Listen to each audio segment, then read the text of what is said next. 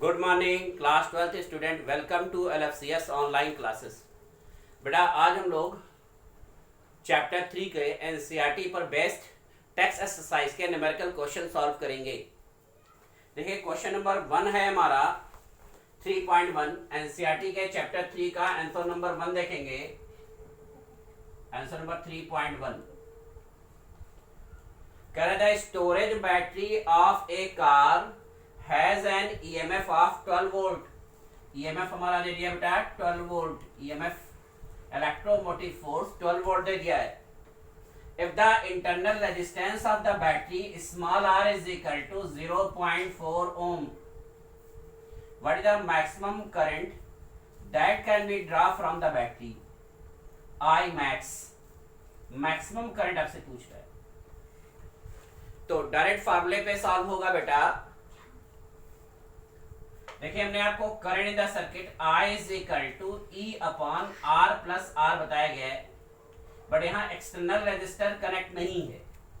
External resistor connect नहीं है यानी एक्सटर्नल रेजिस्टेंस नहीं होगा।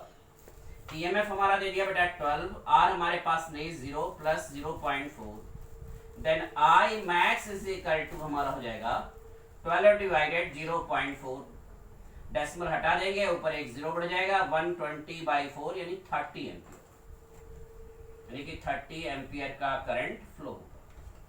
Maximum current flow in the circuit, maximum current flow in the cell, maximum current flow in the cell I max is equal to 30 ampere होगा। I max is equal to क्या होगा बेटा 30 ampere. Next question है हमारा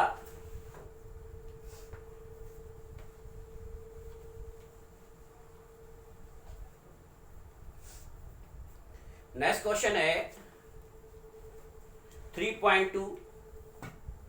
3.2 में कह रहा है a battery of EMF 10 volt, a battery of EMF 10 volt, ये हमारा दे दिया 10 volt, battery of EMF 10 volt and internal resistance small r is equal to 3 ohm is connected to a resistor. If the current in the circuit is 0.5 ampere, I दे दिया हमारा 0.5 ampere, what is the resistance of the resistor? Capital R पूछ रहा है आपसे बेटा। what is the terminal voltage of the battery? Capital V पूछ रहा है when the circuit is closed। तो आपको बताया गया बेटा current in the circuit I is equal to E divided R plus R, then R plus R is equal to E upon I होगा। E हमारा हो जाएगा 10, 0.5, तो कैपिटल R हमसे पूछ रहा है, स्मॉल R हमारा 3 है 20, then R is equal to 20 minus 3 यानी 17 ओम हो जाएगा। एक्सटर्नल रेजिस्टर का जो रेजिस्टेंस होगा वो capital R is equal to हमारा 17 ओम होगा। Capital R is equal to क्या होगा बेटा 17 ओम। टर्मिनल पोटेंशियल पूछ रहा है, terminal potential difference V is equal to IR, then 0.5 into 17 यानी कि V इज इक्वल टू हमारा हो जाएगा 8.5 volt. V is equal to हमारा हो जाएगा 8.5 वोल्ट। एक्सटर्नल रजिस्टर का जो रेजिस्टेंस होगा बेटा वो 17 ओम होगा और टर्मिनल पोटेंशियल डिफरेंस जो है हमारा V is equal to IR यानी कि 8.5 वोल्ट होगा। V हमारा क्या होगा बेटा 8.5 वोल्ट। नेक्स्ट क्वेश्चन देखेंगे। नेक्स्ट क्वेश्चन हमारा रेजिस्टेंस के साथ जो टेम्परेचर का डिपेंडेंस है उस पर क्वेश्चन है। नेक्स्ट क्वेश्चन देखेंगे। नेक्स्ट क्वेश्चन हमारा 3.5 देख लीजिए। नेक्स्ट क्वेश्चन 3.5 बेटा क्या कह रहा है? कह रहा है at room temperature 27 degree Celsius the resistance of a heating element is 100 ohm. What is the temperature of the element if the resistance is found to be 117 ओम?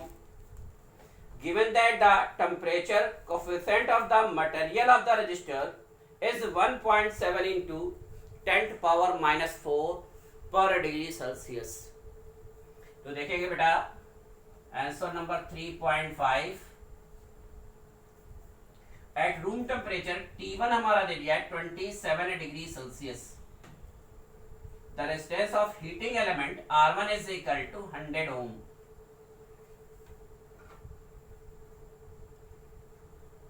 कह रहा है रजिस्टर का रेजिस्टेंस बढ़कर 117 ओम हो जाता है। तो कह रहा है टेम्परेचर कितना होगा, T2 आपसे पूछ रहा है। Temperature coefficient of the material alpha दे दिया है 1.7 इंटू 10⁻⁻4 पर डिग्री सेल्सियस। फार्मूला आपको बताया गया बेटा alpha is equal to R2 minus R1 divided alpha is equal to R2 minus R1 divided R1 T1 minus T2 minus T1। Final temperature ज्यादा है T2 माइनस T1। आपको formula बेटा RT is equal to R0 1 plus alpha T बताया गया है। एक बार temperature T1 पर R1 ले लेंगे, एक बार टेम्परेचर T2 पर R2 ले लेंगे और कंपेयर कर देंगे। देन हमारा हो जाएगा alpha is equal to alpha हमारा 1.7 इंटू 10⁻⁻4 है, R2 हमारा 117 है, R1 हमारा बेटा 100 है, R1 फिर 100, T2 हमें फाइंड करना है, T1 हमारा 27 डिग्री सेल्सियस। ये धर ले आएंगे, इसको धर लेंगे। तो T2 minus 27 is equal to 17 divided 100 into 1.7 into 10⁻⁻4। ये कट गया, 1 डिवाइडेड 0.1 हो गया, 0 0 10⁻⁻2। ये 0.1 ऊपर जाएगा 10 हो जाएगा। तो T2 minus 27 is equal to 10 into 10 square यानी कि 1000। Then T2 is equal to हो जाएगा 1000 plus 27। Then T2 is equal to हो जाएगा 1027 degree Celsius. 27 degree Celsius temperature पर रेजिस्टेंस आपका 100 ओम है और रेजिस्टेंस आपका इंक्रीज करके 117 ओम हो जा रहा है। तो टेम्परेचर पूछ रहा है।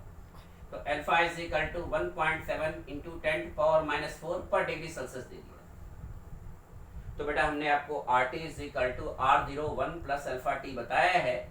एक बार टेम्परेचर T1 पर रेजिस्टेंस R1 ले लेंगे, एक बार टेम्परेचर T2 पर रेजिस्टेंस R2 ले लेंगे और कंपेयर करके फार्मूला अगर बनाएंगे तो alpha is equal to R2 minus R1 divided R1 bracket में T2 माइनस T1 हो जाएगा।